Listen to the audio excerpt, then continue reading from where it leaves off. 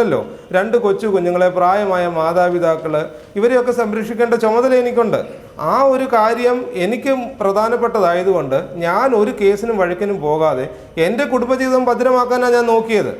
ആ സാഹചര്യത്തിൽ ഈ പറയുന്ന എൻ്റെ ഭാര്യയെ എൻ്റെ ഭാര്യയുടെ പിതാവിൻ്റെ കൂടെ അയക്കുന്ന സമയത്ത് ഞാൻ എൻ്റെ ഭാര്യയോട് ആവശ്യപ്പെട്ടു, ഇത്രയും കാലം നീ ഇതൊക്കെ എന്നോട് മറച്ചു വെച്ചു, നീ ഇപ്പോൾ ഇവിടുന്ന് പോവുകയാണ്, പോയിട്ട് നീ തിരിച്ചു വരുന്നത് കാത്തിട്ടാണ് ഞാൻ ഇരിക്കുന്നത്.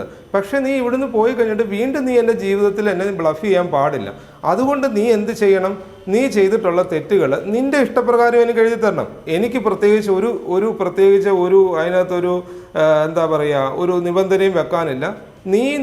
നിനക്ക് മനസ്താപം തോന്നി, നിന്റെ മനസ്സിൽ നീ നിന്റെ ഭർത്താവിനോട് മറച്ചു വെച്ച് എന്തൊക്കെ കാര്യങ്ങൾ ചെയ്തിട്ടുണ്ടോ, അത് നിന്റെ മനസ്സിൻ്റെ വേദന എന്താണോ അത് നീ സത്യസന്ധമായിട്ട് എഴുതി തരിക.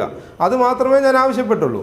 അപ്പോൾ അവൾ ആ എഴുതിയ സാഹചര്യം മനസ്സിലാക്കണം. തൻ്റെ ഭർത്താവിനോട് ഞാൻ എന്തൊക്കെ തെറ്റ് ചെയ്തിട്ടുണ്ട്, ആ രീതിയിലാണ് ആ സ്റ്റേറ്റ്മെൻറ്റ് എഴുതിയിരിക്കുന്നത്.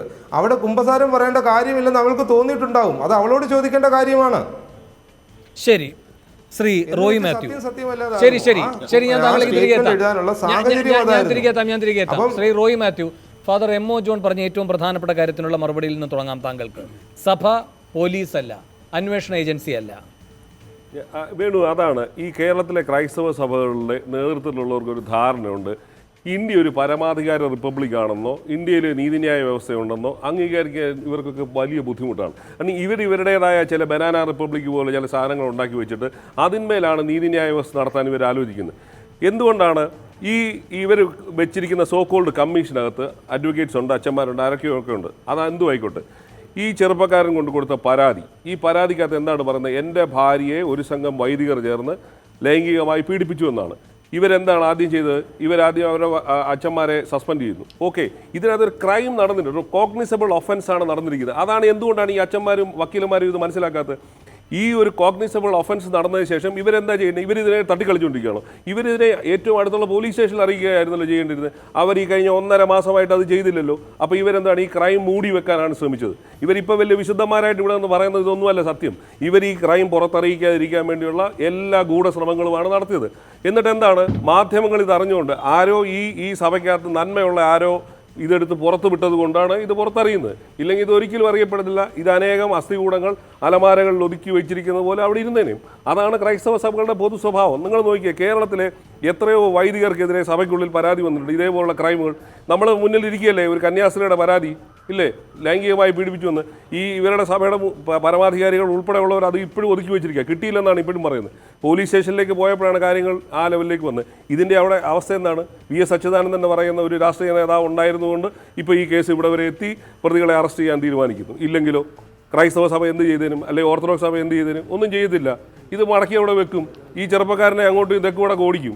ആ സ്ത്രീയുടെ മൊഴി എടുത്തില്ല എന്നൊക്കെ പറഞ്ഞ് ഞങ്ങൾക്ക് പോലീസില്ല എന്ന് പറയുന്ന ന്യായം ഇതാണോ? നിങ്ങൾക്ക് പറ്റാത്തൊരു കാര്യം നിങ്ങൾ ആ പോലീസ് സ്റ്റേഷനിൽ എത്തിക്കണം. ഇവർക്ക് എല്ലാവർക്കും ബോധ്യപ്പെട്ടതാണല്ലോ ഒരു ക്രൈം നടന്നിട്ടുണ്ടെന്ന്. ഒരു സ്ത്രീയെ 4-5 അച്ഛന്മാർ കൂടി അപമാനിച്ചു, അല്ലെങ്കിൽ പിന്നെ അവരുടെ ലൈംഗിക ആവശ്യങ്ങൾക്ക് ഉപയോഗിച്ചു എന്നുള്ള ഒരു ക്രൈം നടന്നിരിക്കുന്നു. ഇന്ത്യയിൽ സ്ത്രീകളുടെ സുരക്ഷയ്ക്ക് വേണ്ടി ഒരുപാട് നിയമങ്ങളുണ്ട്, ഇല്ലേ? ആ നിയമങ്ങളെ മുന്നിലേക്ക് വിട്ടുകൊടുക്കേണ്ടവരെ എന്തിനാണ് പള്ളിയുടെ ചുമരുകൾക്കുള്ളിൽ നിർത്തിയിരിക്കുന്നത്?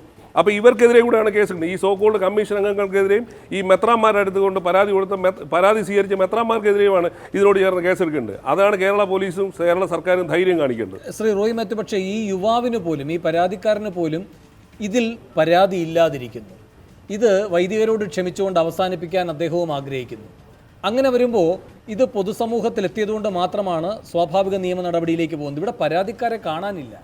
അല്ല, അത് നമ്മളൊരു കാര്യം മനസ്സിലായി, നമ്മൾ ഇതിലാണ് താങ്കൾ ഈ പറയുന്ന നമ്മുടെ നിയമം പറയുന്നതാണ്. നിങ്ങൾ ഒരു കുറ്റകൃത്യത്തെ കുറിച്ച് അറിഞ്ഞാൽ നിങ്ങൾ അറിയിക്കാൻ നമ്മൾ ബാധ്യസ്ഥരാണ്. ഇന്ത്യയിലെ പൗരന്മാരെന്നുള്ളതിൽ നമ്മുടെ നിയമം അതാണ് അനുശാസിക്കുന്നത്. ഞാനും വേണുവിൻ്റെയും ഇവിടെ ഇരിക്കുന്ന എല്ലാവരുടെയും കർത്തവ്യം അതാണ്.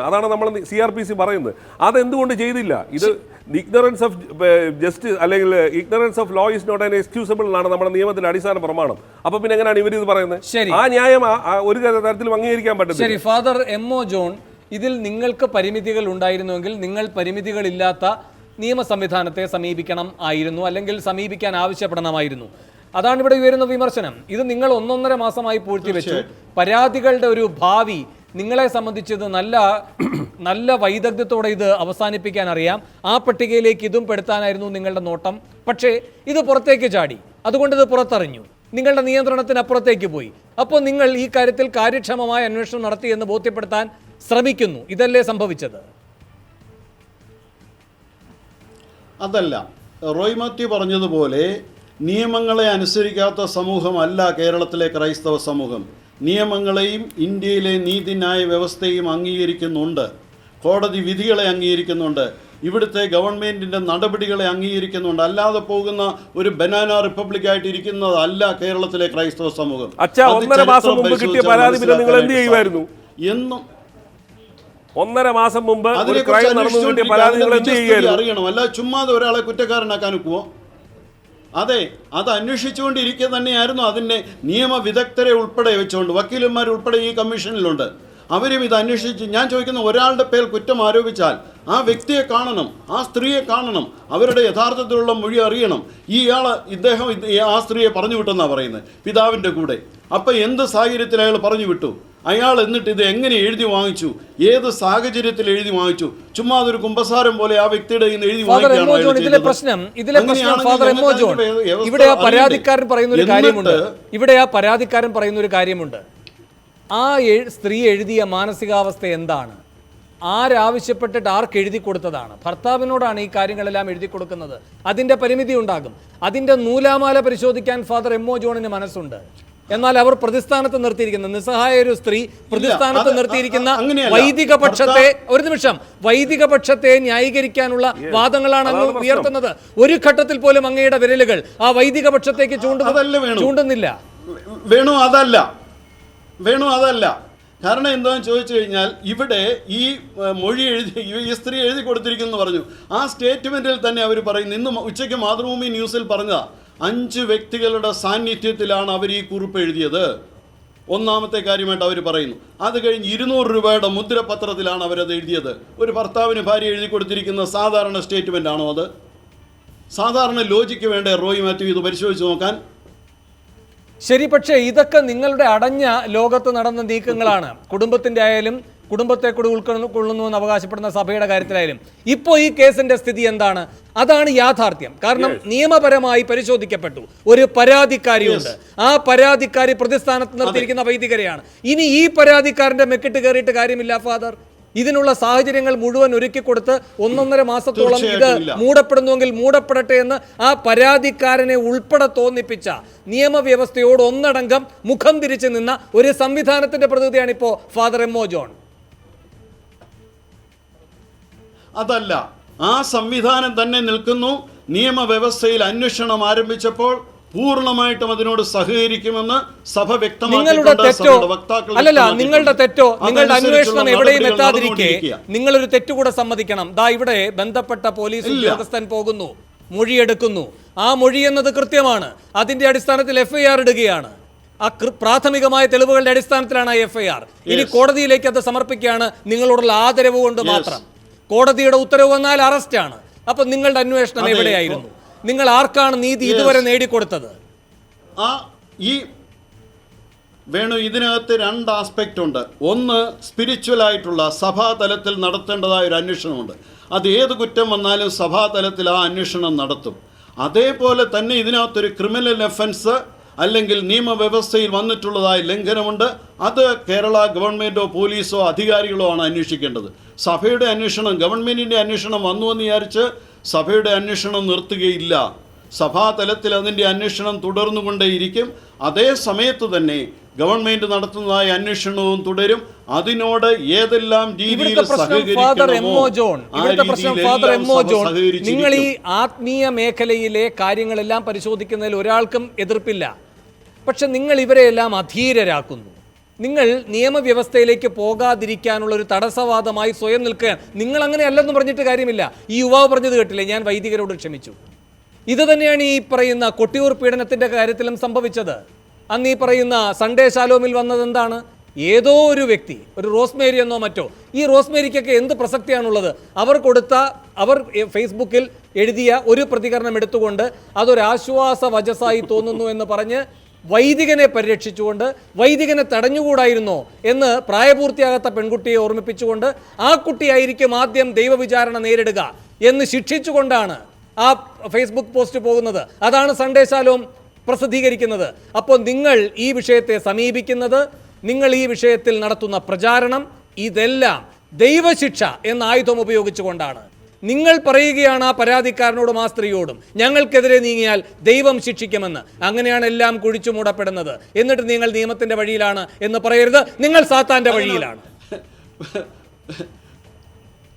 വേണു, ഇങ്ങനെ എവിടെയാ പറഞ്ഞിട്ടുള്ളത് ഇത് ദൈവശിക്ഷ നേടുമെന്നും ദൈവശിക്ഷയാണെന്നുള്ളത്? വെറുതെ ഇരുന്ന് പറഞ്ഞിട്ട് കാര്യമുണ്ടോ? ഞങ്ങൾ ആരാ പറഞ്ഞിട്ടുള്ളത് ദൈവശിക്ഷ നേടുമെന്ന്? ആരോടെങ്കിലും പറഞ്ഞിട്ടുണ്ടോ? എവിടെയെങ്കിലും അത് പ്രസ്താവിച്ചിട്ടുണ്ടോ? നിങ്ങളുടെ സൺഡേ ശാലോമിലെ എഡിറ്റോറിയലിൽ കോട്ട് ചെയ്യപ്പെടുകയാണ് റോസ്മരിയയുടെ കത്ത്. മോളെ, നിനക്കും തെറ്റുപറ്റി. നാളെ ദൈവത്തിന്റെ മുന്നിൽ നീയായിരിക്കും ആദ്യം കുറ്റമേറ്റു പറയേണ്ടി വരിക. കുഞ്ഞെ, ഒരു വൈദികൻ ആരാണെന്ന് എന്തുകൊണ്ട് നീ മറന്നു? ഒരു വൈദികന്റെ വിശുദ്ധിയുടെ വില നമ്മുടെ ഈശോ മിശിഹായുടെ തിരുഹൃദയത്തോളം അമൂല്യമാണെന്ന് എന്തുകൊണ്ട് നീ അറിഞ്ഞില്ല? വൈദികനും ജഡിക ശരീരമുള്ള വ്യക്തിയാണ്. പ്രലോഭനങ്ങൾ സംഭവിക്കാവുന്നതാണ്. താൻ ആരാണെന്നും ജീവിതം എന്തിനാണെന്നും അദ്ദേഹം കുറച്ചു നേരത്തേക്ക് ബോധപൂർവമോ അല്ലാതെയോ മറന്നാൽ വിശുദ്ധ കുർബാനയിൽ ഈശോയെ സ്വീകരിച്ച എൻ്റെ കുഞ്ഞെ, സ്നേഹത്തോടെയോ കർക്കശമായോ ആ വൈദികനെ നിനക്ക് തിരുത്തിക്കൂടായിരുന്നോ? ആര് പ്രസിദ്ധീകരിച്ചതാണിത്? സൺഡേ ശാലോം. ആർക്കോശാന പാടിക്കൊണ്ട്? കൊട്ടിയൂരിലെ ആ പീഡകന്.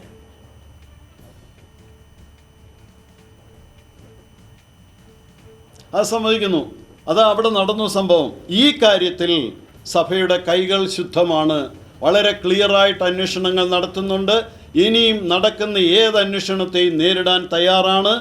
അതിലാരെങ്കിലും ഏതെങ്കിലും വൈദികൻ കുറ്റക്കാരനാണെന്ന് കണ്ടുപിടിച്ചാൽ തീർച്ചയായിട്ടും സഭാതലത്തിൽ അതിന് ശിക്ഷ നൽകും. അതേപോലെ തന്നെ ഗവൺമെൻറ്റോ അധികാരികളോ കോടതിയോ കൽപ്പിക്കുന്ന ഏത് ശിക്ഷയും സ്വീകരിക്കുവാനും സഭ തയ്യാറാണ്. ശരി, ശ്രീ റോയ് മാത്യു, ഇതാണ് സ്ഥിരവാദഗതികൾ. കൈയോടെ പിടിക്കപ്പെട്ടാൽ ഉടനെ നിയമം എല്ലാ കാര്യങ്ങളും പരിശോധിക്കട്ടെ, ഞങ്ങൾ സഹകരിക്കുമെന്ന് പറയുന്നു.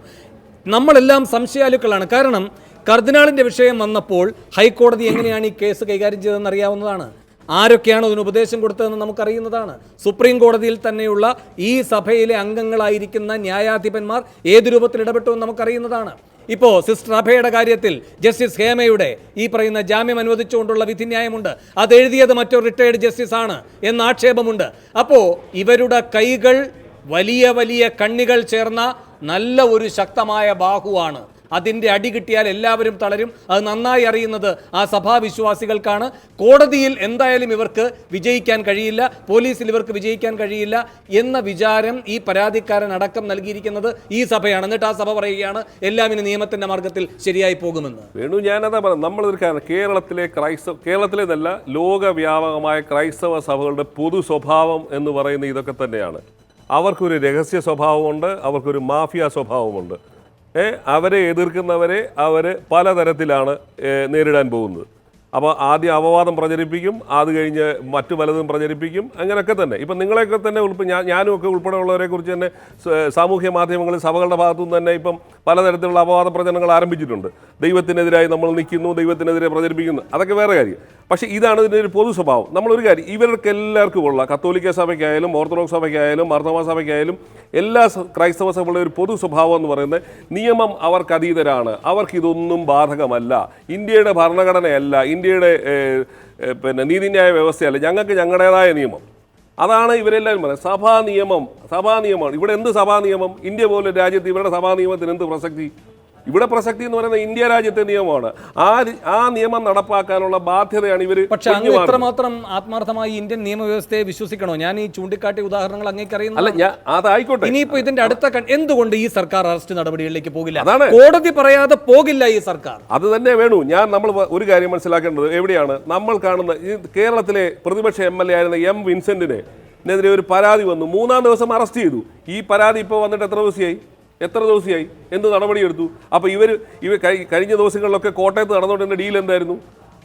ഈ ഭരണകക്ഷിയിലെ പ്രമുഖ നേതാക്കന്മാരും സഭയുടെ കക്ഷികളുമായിട്ട് ഡീൽ നടന്നുകൊണ്ടിരിക്കുകയായിരുന്നു, എങ്ങനെയെങ്കിലും സെറ്റിൽ ചെയ്യാൻ.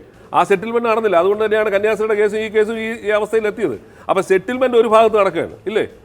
ഇപ്പോൾ ഭരണകക്ഷിക്ക് ഏറ്റവും വേണ്ടപ്പെട്ട സഭയാണിത്. ഇല്ലാന്ന് അവർ നിഷേധിച്ചാലും നമുക്ക് എല്ലാവർക്കും അറിയാവുന്ന കാര്യം, അതൊരു നഗ്നമായ സത്യമാണ്. അപ്പോൾ ഈ സത്യങ്ങൾക്കിടയിലാണ് ഈ സ്ത്രീയുടെ നിയമം. എനിക്ക് ഇപ്പോഴും പ്രതീക്ഷയില്ല ഈ സ്ത്രീക്ക് നീതി കിട്ടുമെന്നോ ഈ പരാതിക്കാരനായ യുവാവിന് നീതി കിട്ടുമെന്നോ എനിക്കൊരു പ്രതീക്ഷയില്ല. കാരണം ഇതിൻ്റെ പിന്നിൽ നിൽക്കുന്ന പ്രതിസ്ഥാനത്ത് നിൽക്കുന്ന ആരാണ്?